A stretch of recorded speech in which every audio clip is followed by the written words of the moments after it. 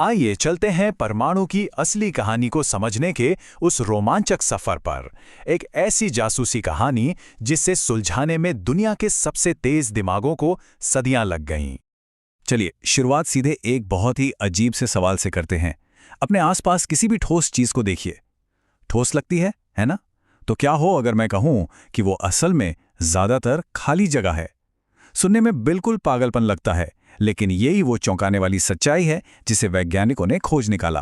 और आज हम यही देखेंगे कि आखिर वो इस नतीजे पर पहुंचे कैसे।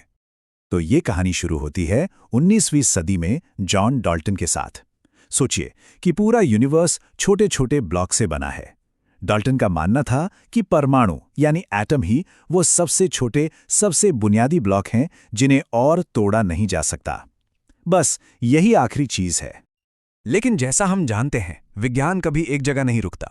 बिजली के साथ कुछ एक्सपेरिमेंट्स हुए और कुछ ऐसा पता चला जिसकी किसी ने कल्पना भी नहीं की थी। ऐसा लगा कि इन परमाणुओं के अंदर भी कुछ और छोटे चार्ज वाले कण छिपे हुए हैं।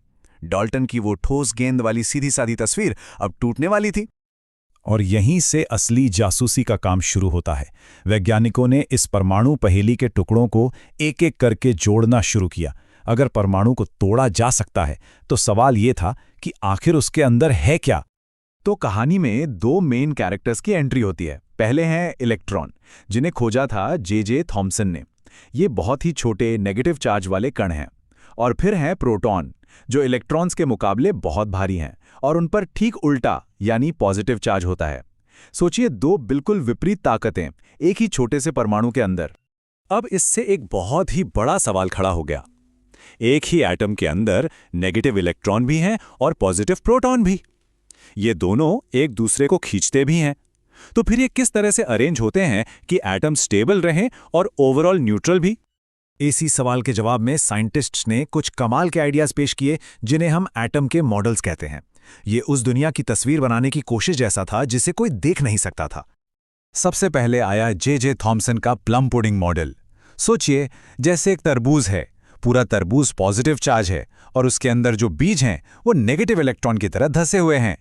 ये एक सिंपल सा आइडिया था जिसने एटम के न्यूट्रल चार्ज को तो समझा दिया, पर क्या ये सच था? और फिर आते हैं अर्नेस्ट रदरफोर्ड, एक ऐसे एक्सपेरिमेंट के साथ जिसने एटम के बारे में हमारी सोच को हमेशा के लिए बदल दिया। उनका सेटअप बहुत सरल था, ठीक है। उन्होंने पॉजिटिव चार्ज वाली छोटी छोटी गोलियां, जिन्हें अल्फा पार्टिकल्स कहते हैं, सोने की एक बहुत ही पतली फॉइल पर दागी। उन्हें लगा कि ये गोलियां तरबूज से सीधी आर पार निकल जाएंगी। लेकिन जो हुआ उसने उन्हें हिला कर रख दिया। रदरफोर्ड ने बाद में खुद कहा कि ये कितना अविश्वसनीय था। उनका ये कहना ही बताता है कि वो कितने हैरान थे, क्योंकि जो रिजल्ट्स मिले वो प्लम पुडिंग मॉडल के बिल्कुल खिलाफ थे। ये थे वो चौंकाने वाले नतीजे। ज्यादातर पार्टिकल्स तो सीधे निकल गए जैसा सोचा था, कुछ थोड़ा सा मुड़ गए, लेकिन और यही बात सबसे हैरान करने वाली थी, 12,000 में से कोई एक कण सीधा वापस उछल गया। प्लम पुडिंग मॉडल के हिसाब से तो ये हो ही नहीं सकता था। एक तोप का गोला भला टिश्यू पेपर से टकराकर वापस कैसे आ सकता है? तो रदरफोर्ड को समझ आया कि एटम का सारा पॉजिटिव चार्ज और लगभग सारा वजन एक बहुत ही छोटी ठोस जगह पे जमा है, जिसे उन्होंने न्यूक्लियस यानी नाभिक कहा। और इसका मतलब था कि एटम ज्यादातर खाली जगह है। जो कण सीधे निकल गए थे वे उसी खाली जगह से गुजरे थे, और जो एक कण वापस उछला वो सीधा उस ठोस न्यूक्लियस से टकराया था। रदरफोर्ड का मॉडल एक बहुत बड़ी कामयाबी थी, लेकिन इसमें एक बहुत बड़ी गड़बड़ थी।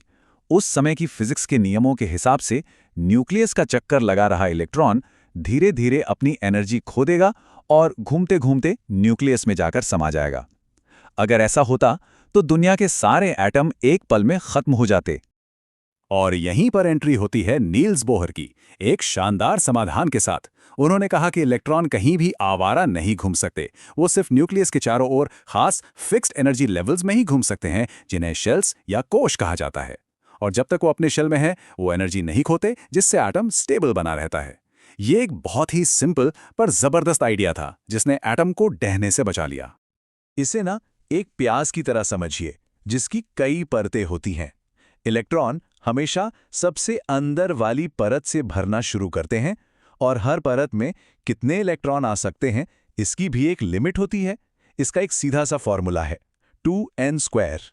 तो बोहर के मॉडल के साथ तस्वीर लगभग पूरी हो गई थी। लगभग। पर अब हम देखेंगे कि किसी एलिमेंट को उसकी असली पहचान मिलती कैसे है। और वो आखिरी टुकड़ा मिला 1932 में जेम्स चैडविक की बदौलत। उन्होंने खोज निकाला न्यूट्रॉन को। ये न्यूक्लियस के अंदर ही रहता है, इसका वजन प्रोटॉन जितना ही है, लेकिन इस पर कोई चार्ज नहीं है, ये न्यूट्रल है। और इसके साथ ही एटम के तीनों मुख्य खिलाड़ी हमारे सामने थे। तो ये रही हमारी फाइनल टीम। न्यूक्लियस के अंदर पॉजिटिव प्रोटॉन और न्यूट्रल न्यूट्रॉन, जो मिलकर एटम का लगभग सारा वजन बनाते हैं। और उनके चारों ओर अलग अलग शेल्स में चक्कर काटते हुए हल्के नेगेटिव इलेक्ट्रॉन्स।